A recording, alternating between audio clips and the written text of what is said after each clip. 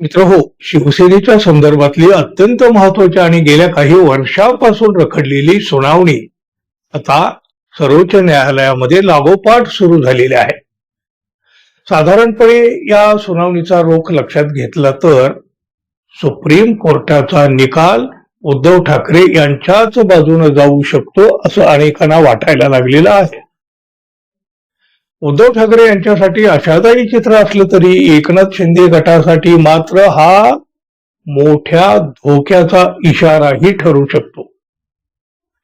निवडणूक आयोगानं एकनाथ शिंदे यांना बहाल करून टाकलेला शिवसेना पक्ष, मूळ शिवसेना पक्ष, सर्वोच्च न्यायालयानं जर पुन्हा उद्धव ठाकरे यांच्याकडे दिला तर मात्र एकनाथ शिंदे यांचं राजकारण मोठ्या अडचणीत सापडू शकतं.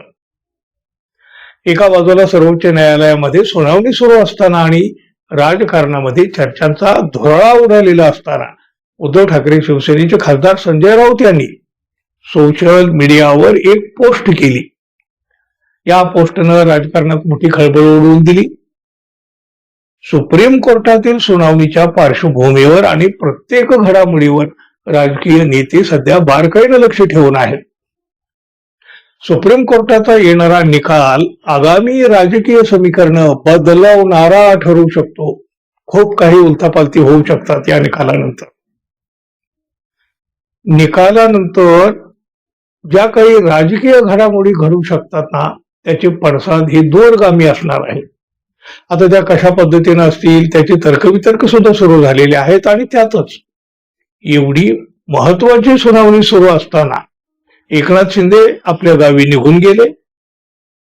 तिथून तडक त्यांनी दिल्ली गाठली.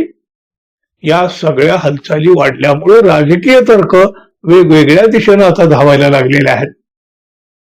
या सगळ्या पार्श्वभूमीवर संजय राऊत यांनी केलेल्या पोस्टचा अर्थ जो तो आपापल्या पद्धतीनं लावू लागलेला आहे. समर्थक आणि विरोधकाकडूनही वेगवेगळ्या प्रतिक्रिया उमटू लागलेल्या आहेत.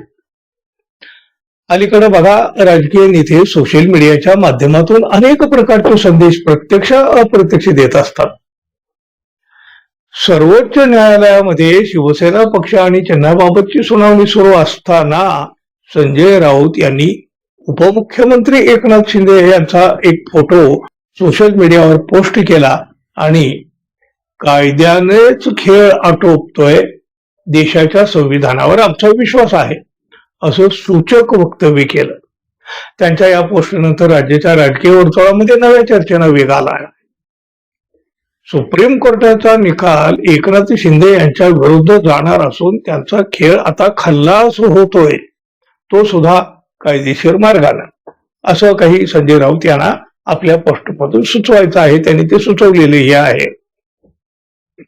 एकतर सुप्रीम कोर्टातली 2 दिवसांची सुनावणी पाहून हा निकाल एकनाथ शिंदे यांच्या विरोधामध्ये जाईल असं अनेकांना वाटून गेलेलं आहे. घटनेचे अभ्यासक, कायदे तज्ञ तर आधीपासून हेच सांगत आहेत ना.